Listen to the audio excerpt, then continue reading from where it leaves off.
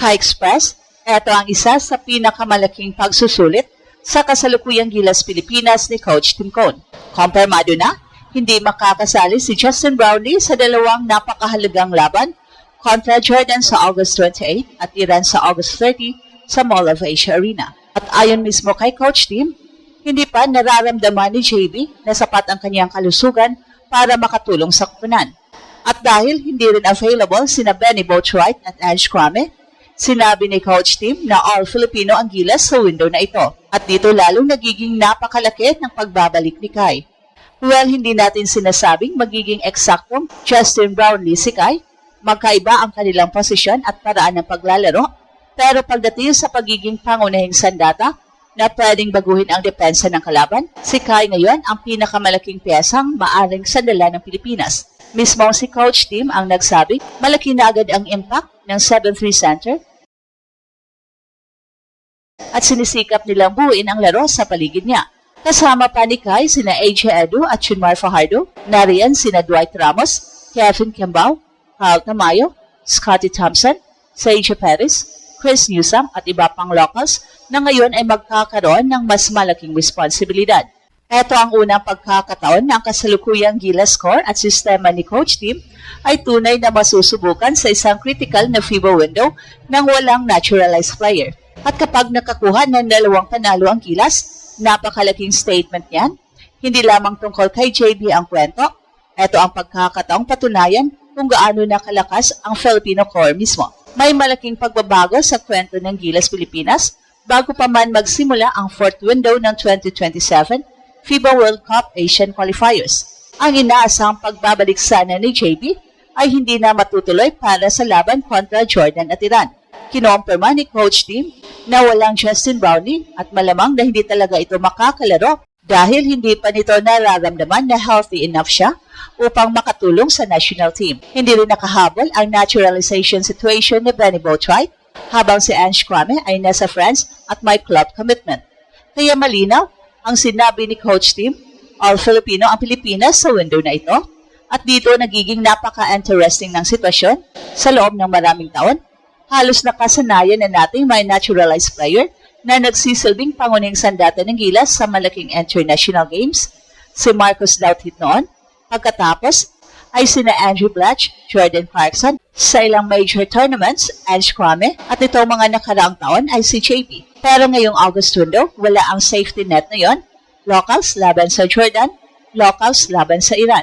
At para sa kasalukuyang Tim Cone era, ito ang pinakamalinaw na pagkakataon upang makita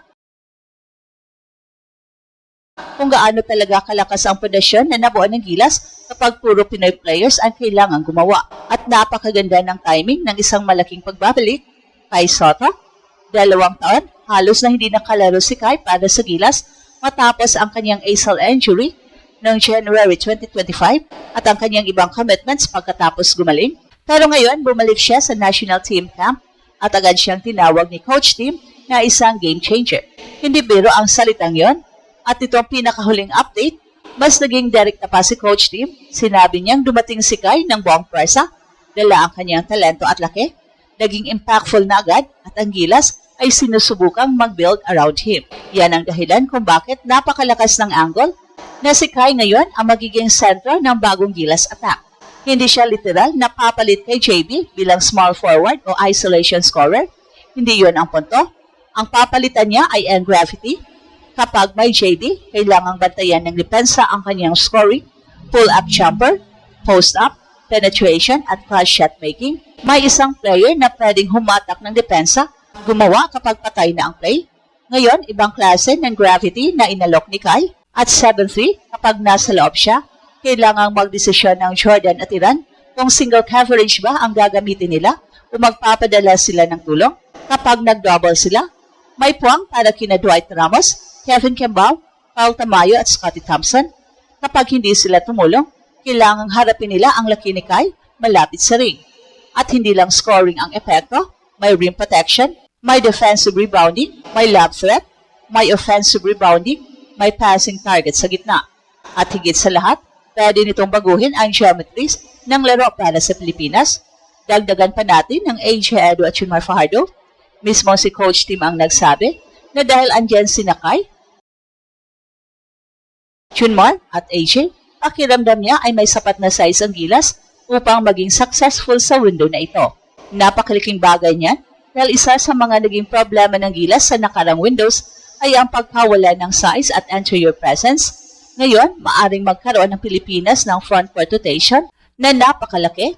Kai bilang towering center, AJ bilang mobile defensive big at Junmar bilang napakalakas na low-post option. At may ebidensya rin gumagana na agad ang pagbabalik ni Kai. Nakapaglaro na siya sa tune-up laban sa Korean club, Movis Phoebus, at lumabas sa social media clips na malaking bahagi siya ng laro ng gilas. Kaya hindi ito simpleng pangalan lang sa roster, nag-ensayo na, naglalaro na, at ayon mismo kay Coach Tim, impactful na. Kaya kapag tinanong natin ngayon, sino ang kailangang maging bagong malaking sandata ng gilas habang wala si JB? Napakahirap tumingin ng ibang direksyon. Kay Soto ang nasa gitna ng eksena. Pero may isang bagay na mas exciting pa kaysa simpleng pagbabalik ni Kai.